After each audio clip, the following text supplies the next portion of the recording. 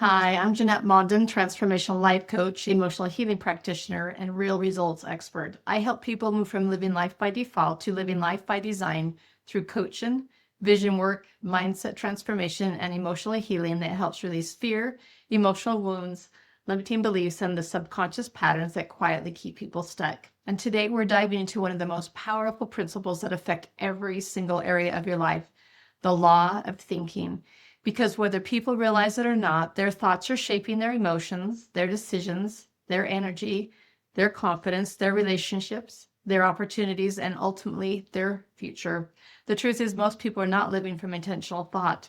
They're living from conditioned thought, automatic thought, fearful thought, reactive thought, survival thought. And over time, those repeated thoughts become emotional habits, and emotional habits become life patterns. So today we're going to talk about how your dominant thoughts shape your reality, why fear is so dangerous, how emotional healing changes thinking, why disciplined thinking creates success, and how to stop allowing old mental patterns to quietly run your life. So take a deep breath, settle in, and let's dive in. Your life follows your dominant thoughts. As a man thinketh in his heart, so is he. That's profound, because your life eventually reflects your dominant internal world, not just the occasional positive thought, not just what you say publicly, but the thoughts you rehearse repeatedly. And honestly, most people don't realize how much their thoughts are shaping them. If someone constantly thinks, I'm behind, I'm not enough, nothing works out, life is hard, I always fail, eventually those thoughts begin influencing behaviors. Confidence drops. Energy drops, hope drops, actions become smaller, fear becomes bigger, and over time, the person starts living inside the emotional atmosphere created by their own thinking. Now, this does not mean every difficult thing is caused by thought, but it does mean that our thoughts deeply influence the way we experience life. One thing I've seen over and over through coaching and emotional healing is this: people often live in emotional states that began after repeated thoughts. Fear repeated becomes anxiety. Shame repeated becomes insecurity. Hopelessness repeated becomes depression. Scarcity repeated becomes limitation. And the scary part is, many people don't even notice the thoughts anymore because they've become automatic.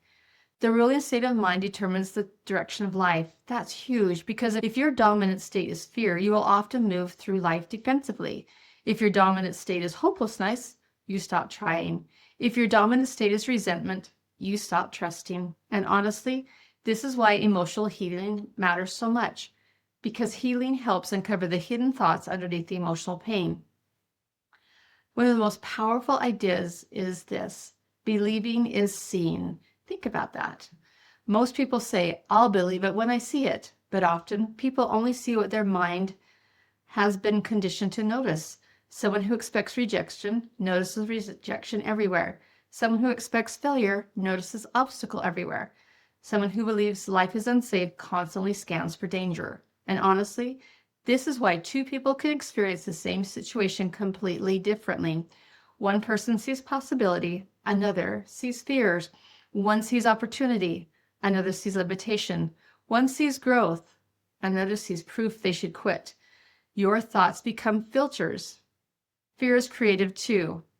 There's a story that is told about a farmer who constantly feared a dangerous farming machine, that it would hurt him, and eventually it did. Now again, this isn't about blaming, but it does show us something important.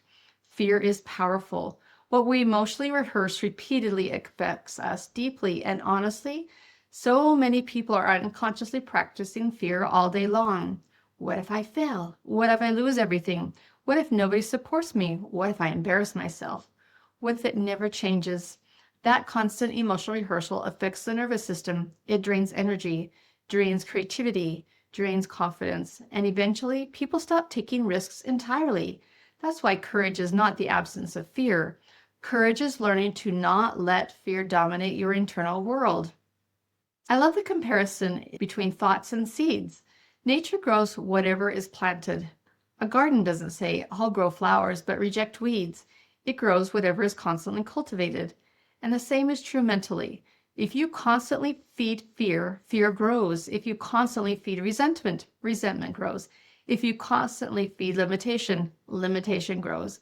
But if you begin cultivating gratitude, peace, possibility, hope, confidence, vision, and purpose, those things grow too.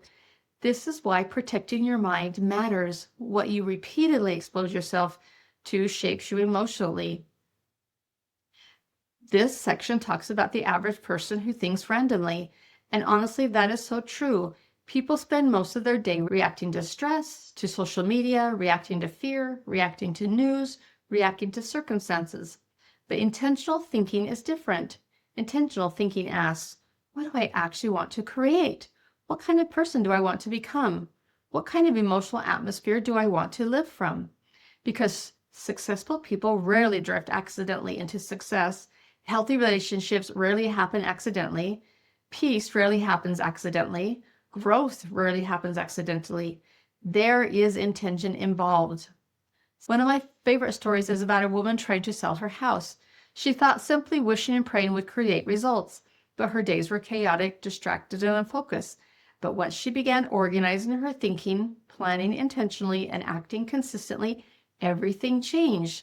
I think this is huge because many people say they want change, but their habits, thoughts, focus, and energy remains completely scattered. And scattered energy creates scattered results. This is why clarity matters so much.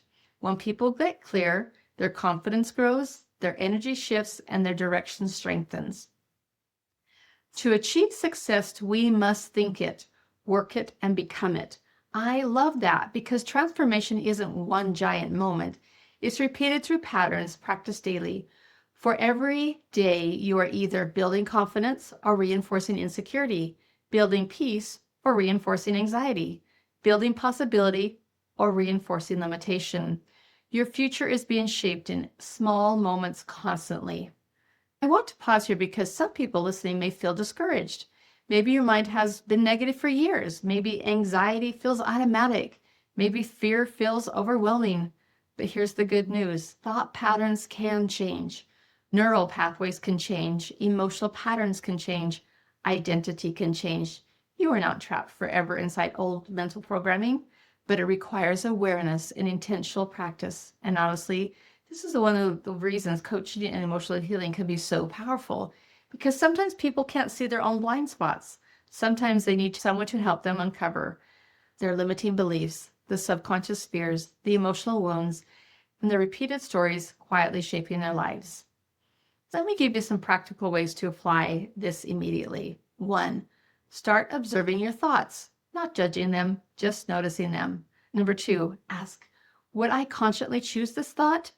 3, replace fear-based thoughts intentionally. Replace what if I fail with what if this works out beautifully? 4, protect your environment. Your mind absorbs what surrounds it. 5, focus on one clear vision. Scattered thinking weakens momentum. 6, practice gratitude daily. Gratitude interrupts fear patterns. Stop feeding worst-case scenarios constantly. Fear grows through repetition. I truly believe many people are only one internal shift away from major transformation, not because life suddenly becomes perfect, but because they begin responding differently. They think differently, they believe differently, expecting differently, and that changes everything because your thoughts influence your emotion, your nervous system, your choices, your energy, your relationships, and your future. So today I want to leave you with this question. What thoughts have been quietly designing your life? And if your dominant thoughts became your future, would you want to keep thinking them? Thank you so much for joining me today on Life by Design with Janette. If this episode encouraged you, inspired you, or helped you see yourself differently, please subscribe, share it with someone you love. And if you're ready to release emotional blocks, transform limiting belief, gain clarity, or create a life you truly would love, visit lifecoachingwithjanette.com to learn more about my coaching, emotional healing work, and upcoming vision workshops. Remember, your dream isn't random. It's a clue. And your future may begin changing the moment you begin thinking differently. So until next time, keep designing a life you truly love.